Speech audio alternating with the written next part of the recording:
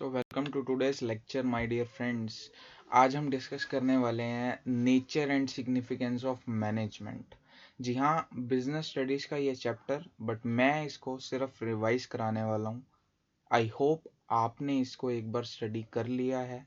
हाँ, अगर बिल्कुल भी स्टडी नहीं किया है तो एक बार इस लेक्चर को सुनने के बाद बुक से पढ़ लेना, तो फिर देखना चैप्टर बहुत जल्दी इन अ वेरी इफेक्टिव मैनर आप कवर कर लेंगे।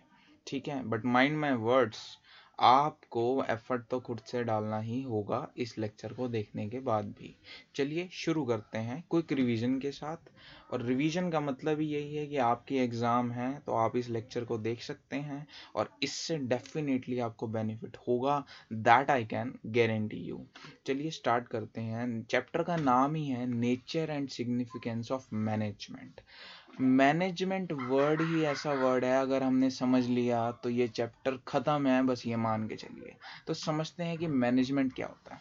Well, management is the art of getting things done through others. देखिए, मैनेजमेंट क्या होता है, बस ये चीज़ समझने की हमें ज़रूरत है।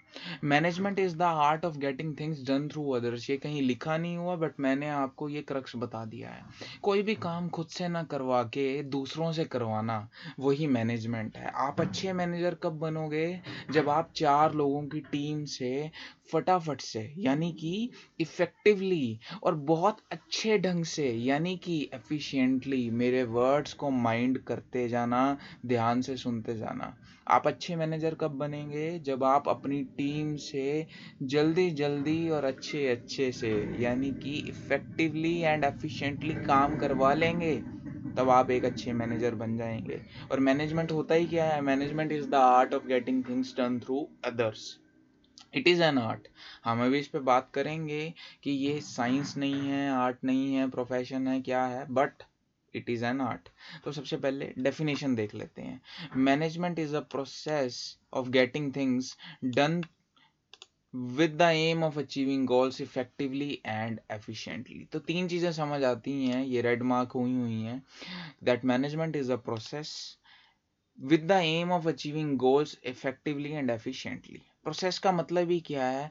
सीरीज और सीक्वेंस ऑफ स्टेप्स। कोई भी प्रोसेस, कोई भी सीक्वेंस या सीरीज ऑफ स्टेप्स को रेफर करते हैं जब हम, तब हम बोलते हैं कि एक प्रोसेस हो रहा है। और मैनेजमेंट क्या है? ये भी एक प्रोसेस है। It is not something easy कि आपने समझा और समझ आ गई, ऐसा नहीं होता। देखो, POSDC इसका मतलब क्या है? Planning, organising, staffing, directing, controlling. POSDC, planning, organising, staffing, directing, controlling. ये वो प्रोसेस है दोस्तों जो किसी भी मैनेजर को फॉलो करना चाहिए। मैंने अब तक हमने क्या पढ़ा? व्हाट इज मैनेजमेंट हम समझ रहे हैं। मैनेजमेंट की डेफिनेशन क्या होती है? Process of getting things done with the aim of achieving goals effectively and efficiently. तो मैंने बोला कि प्रोसेस क्या होता है? प्रोसेस इज अ सीरीज और सीक्वेंस ऑफ स्टेप्स, और मैनेजमेंट में उस प्रोसेस को बोला गया है POSDC, यानी कि planning, organising, staffing, directing, controlling. Effectiveness, यानी कि इफेक्टिवली और एफिशिएंटली का मतलब समझ लेते हैं। देखो, इसकी डेफिनेशन ढूंढने जाओगे नेट पे तो बहुत लंबी चौड़ी डेफिनेशन मिलेगी, बट मैं तुम्हें अगर क्रक्स बता दूं तो तुम्हारा काम इजी हो जाएगा। बच्चे पेपर में इफेक्टिवनेस और इफेक्टिवली के ऊपर, एफिशिएंसी के ऊपर इतना लंबा चौड़ा ज्ञान देकर आते हैं, लेकिन जो कीवर्ड होते हैं ना दोस्तों, वो लिखते नहीं है और फिर पूछते हैं कि नंबर नहीं मिले बिजनेस स्टडीज में। तो मैं आपको क्रक्स बताने वाला हूँ, कीवर्ड्स बताने वाला हूँ। डेफिनेशन के रट्टे तो आप मार ही चुके हैं, ये मैं भी जानता हूँ, आप भी जानते हैं। तो इफेक्टिवनेस का मतलब ही है टाइमली काम को करना। किसी भी काम को टाइमली कंप्लीट करना ही इफेक्टिवनेस कहलाता है, वो चाहे एग्ज़ाम ही क्यों ना हो। 3 घंटे का समय हमें एग्ज़ाम करने के लिए मिलता है, और अगर कोई student within those 3 hours he और she is able to complete that task और the exam, I will say that he is an effective person. But efficiency का मतलब है, यहाँ पे मैंने कीवर्ड हाईलाइट किया है, अगर आप ध्यान से देखेंगे, मैं कोशिश करता हूँ। ये देखिए, मैंने बात की हुई है रिसोर्सिस की, बट एफिशिएंसी का मतलब क्या होता है? कि काम को अच्छे से करना, समय पे करना ज़रूरी है, बट उसको अच्छे से करना भी ज़रूरी है, ये आप मानेंगे।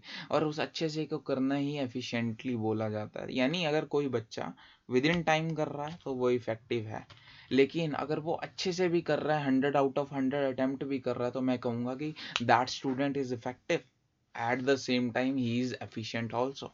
You are getting my point. So management क्या होता है? Process of getting things done with the aim of achieving goals effectively and efficiently. But layman की लैंग्वेज में, कोई भी काम किसी और से करवाना अच्छे ढंग से with in a particular period of time, that is nothing but management itself. ठीक है, तो एफिशिएंसी और इफेक्टिवनेस के ऊपर क्वेश्चन आता ही रहता है, और कितनी बार आ चुका है ये तो मतलब आप सीबीएसई के पेपर्स देखेंगे तो आप ज़्यादा समझदार हैं, आपको पता चलेगा।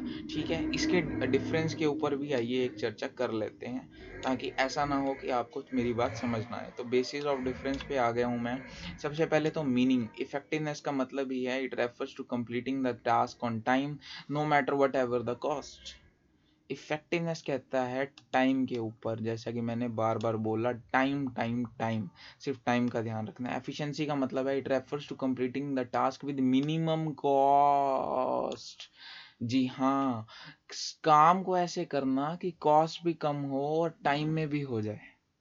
ठीक है, तो एफिशिएंसी और इफेक्टिवनेस साथ साथ चलते हैं, कभी भी अलग अलग नहीं चलते। देखिए नेक्स्ट इंपॉर्टेंट क्वेश्चन भी आता है, relation between efficiency and effectiveness. और अगर इसका कंक्लूजन मैंने बताना हो, effectiveness and efficiency together, yes, together lead to higher profit and prosperity of an organization. So इकट्ठे मिलकर काम करना ही effectiveness और efficiency का क्रक्स है दोस्तों।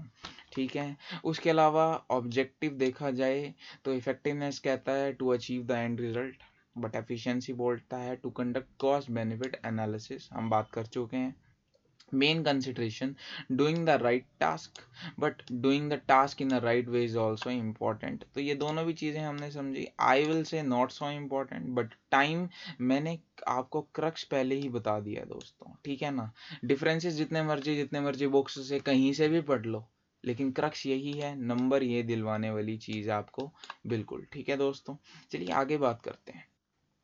हमने अभी तक पढ़ा मैनेजमेंट के बारे में, अब हम बात कर लेते हैं कैरेक्टरिस्टिक्स के बारे में दोस्तों।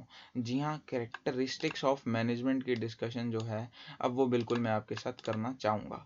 तो कैरेक्टरिस्टिक्स क्या होते हैं दोस्तों? It is a goal oriented process, it is pervasive in nature, it is multi dimensional, it is a continuous process, group activity, it is a dynamic function and it is intangible. ये जो भी mark किए हुए हैं, ये heading as it is paper में लिख के आओगे तो पूरे नंबर मिलेंगे। इसमें अपनी लैंग्वेज नहीं लिखनी है। हम ये लेक्चर इसलिए ही बना रहे हैं क्योंकि बच्चे बिजनेस स्टडीज का पेपर करते बहुत अच्छे से हैं, लेकिन नंबर कटते हैं तो परेशान हो जाते हैं। कारण यही है, आपने बुक की लैंग्वेज ही फॉलो नहीं करी।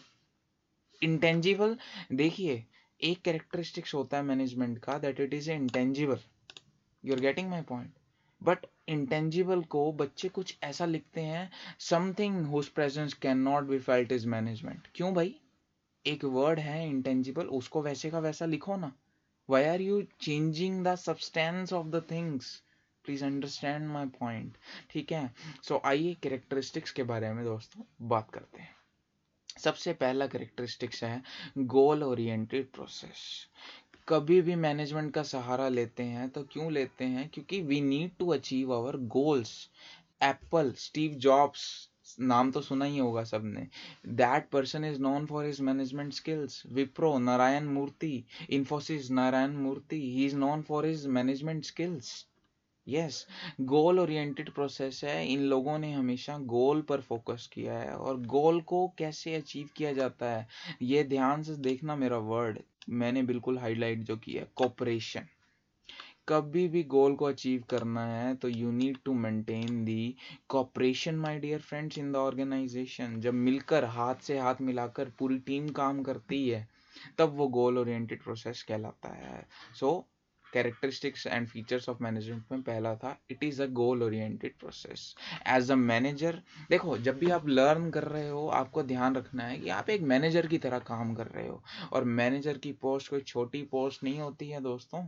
कंपनीज एक्ट 2013 में मैनेजर की डेफिनेशन दी हुई है, जहां बोला हुआ है he is a person who has whole of the powers of the management. So manager की पोस्ट एक बहुत बड़ी पोस्ट है, और गोल ओरिएंटेड प्रोसेस, गोल्स को माइंड में रख के चलना उतना ही ज़्यादा इम्पोर्टेंट हो जाता है। और वो कैसे अचीव कर पाएंगे? जब हम कोऑपरेशन बनाएंगे, पूरी टीम को इकट्ठा लेकर चलेंगे। ठीक है, नेक्स्ट आता है मेरे पास परवेसिवनेस। बहुत इम्पॉर्टेंट, मतलब इसको मान के चलो कि सबसे ज़्यादा इम्पॉर्टेंट कैरेक्टरिस्टिक्स में से एक है परवेसिवनेस। परवेसिव का मतलब ही है सर्वव्यापी, जो हर जगह पे है, यानी कि मैनेजमेंट हर जगह पे है, in all types of organisations, in all departments, in all levels, हर जगह पे ही मैनेजमेंट आपको देखने को मिलेगी। और जहाँ मैनेजमेंट नहीं होगी वहाँ पे कभी भी प्रॉफिट नहीं हो सकता, वो बिजनेस कभी सरवाइव नहीं कर सकता है दोस्तों। नेक्स्ट बात करते हैं मल्टी डायमेंशनल की दोस्तों। जी हाँ, मैं ये मार्क कर रहा हूँ आपके सामने, मल्टी डायमेंशनल एक कैरेक्टरिस्टिक्स होता है मल्टी डायमेंशनल। और इस मल्टी डायमेंशनल में तीन एक्टिविटीज़ दोस्तों हमारे सामने आती हैं, हमें देखने को मिलती हैं, जिसकी प्रॉपर डिस्कशन करना ज़रूरी है, बिकॉज एग्ज़ाम में इसका सेपरेट क्वेश्चन आता है। और कितनी बार आया है वो तो मैं खुद नहीं जानता हूँ, मतलब मैं अगर अटैम्प्ट्स गिनने लगूँ तो पता नहीं कितने एग्ज़ाम्स में, कितने पेपर्स में ये क्वेश्चन पूछा गया है। Again, what we are discussing that management is multi-dimensional, right, my friends? So management is multidimensional and it includes three main activities. First of all, management of work, next management of people, and third management of operations. Work, people and operations, इन तीनों को इकट्ठे लेकर चलना is nothing but management. Management of work में क्या आता है? Planning, organizing and controlling. चीज़ों को प्लान करना, ऑर्गेनाइज करना, कंट्रोल करना। प्लान करना, कौन से स्कूल में पढ़ना है आप प्लान करते हैं, ठीक है। उसके बाद स्कूल में जाना कैसे है, वहाँ से कोऑर्डिनेट कैसे करना है, वो ऑर्गेनाइजिंग में आता है। और कंट्रोलिंग, बार बार टेस्ट देना, स्कूल की पीटीएम्स अटेंड करना, वो कंट्रोलिंग में आता है कि टीचर्स अच्छा पढ़ा रहे हैं या बच्चे के एंड पे कोई गलती तो नहीं है। ये स्कूल का एग्जाम्पल लेके मैंने समझाने की कोशिश की। ऐसा ही ऑर्गेनाइजेशंस में होता है, जब मैनेजर चेक करता है कि क्या हमारे वर्कर्स प्लानिंग अच्छे से कर पा रहे हैं, क्या ऑर्गेनाइजिंग में उनका क्या रोल है, और क्या कंट्रोलिंग वो कर पा रहे हैं। कंट्रोलिंग मोस्ट इम्पॉर्टेंट फंक्शन है, अगर मैं आपको बोलूं तो ऐसा गलत नहीं होगा दोस्तों। सब कुछ कर दिया आपने, आपने पूरा एग्जाम दे दिया, लेकिन अगर उसकी चेकिंग नहीं हुई, how would you get to know how many marks you have scored, what is your performance? You are never going to get ना, जब तक वो टेस्ट चेकिंग नहीं होगी। तो उसी टेस्ट चेकिंग को ऑर्गेनाइजेशंस में कंट्रोलिंग का नाम दिया गया है। नेक्स्ट होता है मैनेजमेंट ऑफ पीपल, जहाँ पे बेसिकली स्टाफिंग और डायरेक्टिंग की बात की जाती है। स्टाफिंग मीन्स ह्यूमन रिसोर्सेज को, टैलेंट को एक्वायर करना, अपनी टीम में हायर करना, जॉब्स क्रिएट करना, and with the purpose of directing, हमें अपने अचीव करने हैं टारगेट्स, और टारगेट्स को अचीव करने के लिए ह्यूमन रिसोर्सेज की हेल्प हम ले रहे हैं। You are getting my point. And last होता है मैनेजमेंट ऑफ ऑपरेशंस, जिसमें प्रोडक्शन, सेल्स और परचेज जैसी थिंग्स आ जाती हैं। फर्दर इसकी एक्सप्लेनेशन मैंने यहाँ पे दे के रखी है। मैनेजमेंट ऑफ वर्क में आता है, all organizations are set up to perform some task or goal। हर ऑर्गेनाइजेशन कुछ टास्क और गोल अचीव करना चाहती है, और उस गोल को अचीव करने के लिए हमें वर्क को मैनेज करना होगा, और वो वर्क को मैनेज करने का मेन काम होता है मैनेजर का दोस्तों। ठीक है जी। उसके बाद होता है मैनेजमेंट ऑफ पीपल। काम को मैनेज करना ज़रूरी है, बट पीपल को मैनेज करना उतना ही ज़रूरी है। वो सुना होगा आपने, काम भी ज़रूरी है और व्यवहार भी ज़रूरी है, तो वो management of people. And last is management of operations. अब देखो, ऑपरेशंस की डेफिनेशन जो है वो यहाँ पे ज़रूर इम्पॉर्टेंट है, अगर मैं ध्यान से बोलूँ तो। Operation refers to activities of production cycle, such as buying inputs, converting them into finished goods and finished goods. But अच्छा, मान लो आप कोई डॉक्टर है जिसका सर्विसेज देने का काम है, तो उसके ऑपरेशंस क्या होंगे? क्या वो भी कोई सेमी फिनिश गुड्स बनाता होगा क्या? नहीं, वो सर्विस सेक्टर में एंगेज है तो उसके लिए ऑपरेशंस होगा क्लाइंट को अटेंड करना, उसको सर्विस प्रोवाइड करना और उससे पेमेंट रिसीव करना विद इन ड्यू टाइम। सो हर, अब ऐसा नहीं है कि बड़े बड़े हॉस्पिटल्स में मैनेजर्स की नीड नहीं होती, बट आपको ये चीज़ हमेशा समझनी होगी कि किसी पर्टिकुलर बिजनेस का नेचर क्या है, वहाँ पे ऑपरेशंस किस तरीके के हैं। जब आप ऐसा समझ पाएंगे तभी आप एक अच्छे मैनेजर बन पाएंगे दोस्तों। और जब भी आप ये सब्जेक्ट पढ़ रहे हैं तो इसको छोटा सब्जेक्ट समझ के बिल्कुल मत पढ़िए दोस्तों। It is a big subject in itself. और बिल्कुल आप ऐसे सोचिए कि आपने मैनेजर की पोस्ट एक्वायर करनी है तभी आप ये सब्जेक्ट पढ़ रहे हैं। एंड करोड्स में सैलरीज होती हैं माय डियर फ्रेंड्स। मैं अगली वीडियो में बिल्कुल नाम भी ले दूंगा, मुझे कोई डर नहीं है, लेकिन करोड्स में सैलरीज होती हैं अगर आप अच्छे मैनेजर बनते हैं तो। यार कैरेक्टरिस्टिक्स और फीचर्स ऑफ मैनेजमेंट में हमने पढ़ा that it is a goal oriented process, it is pervasive in nature, it is multi dimensional. Next है it is a continuous process. I don't feel the need to explain this but still it is a continuous process. POSDC की मैंने बात की थी, ये वही बोलना चाह रहा है। Planning, organising, staffing, directing, controlling, ये कॉन्टिन्यूस प्रोसेस है, चलता जाता है चलता जाता है। It is a group activity, management is a group activity. इसका मतलब यही है कि मिलकर हाथ बढ़ाना, जब सब मिलकर चलेंगे, हम साथ साथ हैं टाइप्स बात करी गई है कि जब सारे एफर्ट्स एक डायरेक्शन में लगेंगे तभी जाके बात बनेगी, अदरवाइज बात नहीं बनती है। It is a dynamic function my dear friends. Dynamic का मतलब ही है, कीवर्ड देखिए, चेंजेस। कॉन्टिन्यूस चेंजेस को ही डायनामिज्म बोला गया है, डायनामिज्म बोला गया है। देखिए बिजनेस एनवायरनमेंट में कॉन्टिन्यूस चेंजेस आते रहते हैं। अब कीवर्ड सुनिए, PESTLE। P stands for political, E for economical, S for social, T for technological, L for legal and E for environmental। इन चीज़ों में चेंजेस आते रहते हैं। तो बीइंग अ मैनेजर हमें बिजनेस ऑपरेशंस में भी चेंजेस करते रहने पड़ते हैं ताकि हम अडेप्ट कर सकें नेचर के वाइज। और मैंने इंटेंजिबल की तो बात पहले कर ली थी। मैनेजमेंट एक इंटेंजिबल फंक्शन है, यानी इसको महसूस किया जाता है, कभी भी देखा नहीं जाता। अगर किसी फर्म में प्रॉफिट हो रहा है तो समझ लेना कि मैनेजमेंट अच्छी है, और अगर कोई लॉस मेकिंग फर्म है तो समझ लेना मैनेजमेंट अच्छी नहीं है, सीधी सी बात है। प्रॉफिट ना होने का और लॉस मेकिंग फर्म होने का कोई तीसरा कारण नहीं होता दोस्तों, तीसरे सिर्फ बहाने रह जाते हैं। खैर नेक्स्ट बात करते हैं ऑब्जेक्टिव्स ऑफ मैनेजमेंट की दोस्तों। Most important question, 6 to 4 marks का क्वेश्चन देखने को मिलता ही है। ऑब्जेक्टिव्स का मतलब क्या होता है? जब भी ऑब्जेक्टिव्स वाला क्वेश्चन आए, डेफिनेशन लिखनी है और 100% लिखनी है। बच्चे 4 नंबर का अटेम्प्ट करते हैं लेकिन मार्क्स 2 या 3 ही मिलते हैं, 1 नंबर कटता है। फिर बच्चे पूछते हैं कि नंबर क्यों कटे, पूरा लिखा था, बड़ा चढ़ा के लिखा था। यार इतना चाहिए नहीं ना। आपको ऑब्जेक्टिव्स ऑफ मैनेजमेंट का क्वेश्चन पूछा गया है तो उसकी डेफिनेशन लिखना बहुत ज़रूरी है। ऑब्जेक्टिव्स की, ऑब्जेक्टिव्स होते क्या हैं? And toward which the activities of an organization are directed. समझ रहे हैं मेरी बात को? ये डेफिनेशन है। उसके बाद 3 ऑब्जेक्टिव्स होते हैं दोस्तों, organizational, social and personal. Organizational, social, personal, OSP, organization, social and personal. Organization में फिर फर्दर बाइफर्केशन है। ऑर्गेनाइजेशन में SPG, survival, profit and growth, नीचे एक्सप्लेन किया हुआ है पूरा, घबराते क्यों हो यार। ऑर्गेनाइजेशनल ऑब्जेक्टिव्स में हमारे पास आता है survival, profit and growth. Survival का मतलब ही है कि जब भी एक फर्म शुरू होती है, ये बात समझना, हमारा पहला मोटिव कभी भी प्रॉफिट नहीं होता। पहला organizational objective was never the profit but the survival my dear friends. हमारे को होता है कि बस हमारी कॉस्ट कवर हो जाए। ये देखिए कीवर्ड देखिए, कवर इट्स कॉस्ट। हमारा मकसद ये होता है कि हमारी सिर्फ कॉस्ट कवर हो जाए दोस्तों, राइट। और अगर एक बार हमारी कॉस्ट भी कवर होने लग गई तो प्रॉफिट तो हम बना ही लेंगे। तो पहला ऑर्गेनाइजेशनल ऑब्जेक्टिव होता है सर्वाइवल। दूसरा ऑब्जेक्टिव आता है दोस्तों प्रॉफिट। जी हाँ, एक बार हमारी कॉस्ट कवर होने लग गई फिर हमें होता है कि हम प्रॉफिट्स अर्न करें।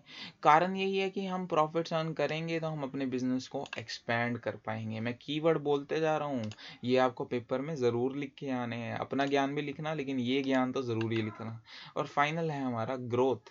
देखिए जब कॉस्ट कवर हो गई, प्रॉफिट आना शुरू हो गया, एक्सपेंशन की तरफ आप बढ़ गए, तो अल्टीमेटली होगा क्या, ग्रोथ होगी। You will have more number of branches, number of products, number of employees. तो ये तीन ही गोल्स होते हैं एक ऑर्गेनाइजेशन के जीवन में। सबसे पहले सर्वाइवल, फिर प्रॉफिट्स, तीसरा ग्रोथ। ठीक है, तो हमने समझा ऑर्गेनाइजेशनल ऑब्जेक्टिव्स को। नेक्स्ट बात करते हैं सोशल ऑब्जेक्टिव्स की दोस्तों। सोशल मतलब सोसाइटी के टूवर्ड्स भी हमारे बहुत से इश्यूज होते हैं। मैगी याद है, नेस्ले मैगी, बहुत खाते भी ही रहते हैं हम उसको, बट मैगी बैन भी हुई थी कुछ समय के लिए, क्योंकि उनके प्रोडक्ट में लेड की जो अमाउंट है, क्वांटिटी है, वो ज़्यादा पाई गई थी, और उन्होंने उसको बिल्कुल टैकल भी किया। और आज मैगी मैं खुद से खाता हूँ, एक अच्छा प्रोडक्ट है और खाना भी चाहिए, क्या दिक्कत है उसमें। बट नेस्ले ने अपनी सोशल रिस्पॉन्सिबिलिटीज़ को समझा। आप ये चीज़ समझिए, उनके मैनेजर्स ने समझा कि हाँ, अगर हमें सरवाइव करना है, हमें प्रॉफिट बनाना है, तो social objectives are equally important as our other objectives. तो सोशल ऑब्जेक्टिव्स उतने ही इम्पॉर्टेंट हैं। सोसाइटी का ध्यान रखना, एम्प्लॉयमेंट अपॉर्चुनिटीज़ क्रिएट करना, एनवायरनमेंट फ्रेंडली प्रोडक्ट्स बनाना, लेड की मात्रा ज़्यादा नहीं होनी चाहिए, और अवेयरनेस प्रोग्राम्स। ये 4 कीवर्ड हैं, अगर इन चारों में से एक भी नहीं लिखा तो नंबर कटेंगे, ये फॉर श्योर बात है। ठीक है, उसके बाद we have got our personal objectives. Personal में हमारे एम्प्लॉयज़ कवर हो जाते हैं बेसिकली, कि हमें प्रॉफिट कमाना है, ठीक है, हमें सोसाइटी का ध्यान रखना है, ठीक है, but what about our employees, जो लोग मेरे लिए काम कर रहे हैं, दिन रात काम कर रहे हैं, अपना टाइम मुझे दे रहे हैं, उनके टुवर्ड्स भी तो मेरा फर्ज बनता है ना दोस्तों। समझ रहे हैं मेरे पॉइंट को। सो एम्प्लॉयज़ का देखभाल करना भी उतना ही इम्पोर्टेंट है। तो ये ऑब्जेक्टिव्स हैं, 3 ऑब्जेक्टिव्स हैं, जिसमें ऑर्गेनाइजेशनल सबसे ज़्यादा इंपॉर्टेंट है। सोशल और पर्सनल आप बनाकर भी लिख सकते हैं, बट ये कीवर्ड्स जो हैं मैंने दिए हैं, ये ज़रूर आपने ध्यान रख लेना है। राइट, एम आई राइट? नेक्स्ट क्वेश्चन पे चल सकते हैं हम, बिल्कुल ठीक है। थोड़ा सा मैं स्पेस बना लेता हूँ। अच्छा जी, नेक्स्ट आता है हमारा इम्पोर्टेंस ऑफ मैनेजमेंट। ये क्वेश्चन बहुत बार आ चुका है और कभी भी आ जाता है, तो मैं ये नहीं कहूँगा कि ये बहुत इंपॉर्टेंट नहीं है, बट हाँ ठीक है, एक बार पढ़ लेना चाहिए। इंपॉर्टेंस ऑफ मैनेजमेंट, क्या ज़रूरत है मैनेजमेंट की, कैसे किसी को कन्विंस करोगे कि आप एक अच्छे मैनेजर हो, आपको करोड़ की सैलरी मिलनी चाहिए। जी हाँ, आप सामने वाले को समझाइए कि मैनेजमेंट का क्या इंपॉर्टेंस है उनकी ऑर्गेनाइजेशन के लिए, और अगर आप उनको ये चीज़ कन्वे कर देंगे कि मैनेजमेंट का क्या इंपॉर्टेंस है, तो फिर ऑटोमेटिकली आप अपनी इंपॉर्टेंस भी बता पाएंगे, और करोड्स ऑफ सैलरीज अर्न करना फिर आपके लिए मुश्किल नहीं होगा। हेल्प्स इन अचीविंग ग्रुप गोल। सामने वाले को बताइए, अपने एम्प्लॉयर को कन्वे कीजिए कि आपके ग्रुप गोल्स को अचीव करवाने का काम एक अच्छे मैनेजर का है, और वो मैं अच्छा मैनेजर बन सकता हूँ। It will increase the efficiency. Efficiency हमने अभी पढ़ा था, भूल तो नहीं गए हो। एफिशिएंसी का मतलब है कॉस्ट इफेक्टिव तरीके से रिसोर्सेज को मैनेज करना। ठीक है, तो मैनेजमेंट ऑफ कोर्स हमारी एफिशिएंसी को इंक्रीज करेगा। It will create a dynamic organisation for us. Dynamic यानी changes. It will help in achieving personal objectives. Personal क्या, सारे ही ऑब्जेक्टिव्स अचीव करने में ये मदद करता है। And it helps in development of the society. तो जितने भी ऑब्जेक्टिव्स थे, अगर वो अचीव होते हैं तो वही हमारी इंपॉर्टेंस में बिल्कुल बिल्कुल आ जाते हैं दोस्तों। तो अभी आज की वीडियो के लिए यहीं पे वाइंड अप करता हूँ। This is the part 1 of chapter number 1। But हम नेक्स्ट वीडियो जल्दी लेकर आएंगे, और उसमें क्या डिस्कस करेंगे वो मैं अभी आपको बता दे रहा हूँ, ताकि नेक्स्ट वीडियो के लिए आपको पता रहे कि आपको सच में रेफर करना चाहिए या नहीं। नेचर ऑफ मैनेजमेंट बहुत इंपॉर्टेंट क्वेश्चन है, वेरी इंपॉर्टेंट। ये हम नेक्स्ट वीडियो में डिस्कस करने वाले हैं। Levels of management not so important, but we are going to discuss it in our next video. Functions of management ठीक है, डिस्कस करेंगे, not so important, but most important is coordination. Management है तो सिर्फ coordination की वजह से। जाते जाते ये शब्द मेरे ध्यान रखना, नेक्स्ट वीडियो में कोऑर्डिनेशन के ऊपर डिस्कशन करेंगे, और कोऑर्डिनेशन नहीं छोड़ना, पेपर में कोऑर्डिनेशन आएगा, ये मैं डैम श्योर हूँ इस बार तो। ठीक है, और मेरे से फिर आप बाद में बात भी कर सकते हैं। सो अभी के लिए वाइंड अप करते हैं। Thank you so much my dear friends. ठीक है जी, बाय बाय।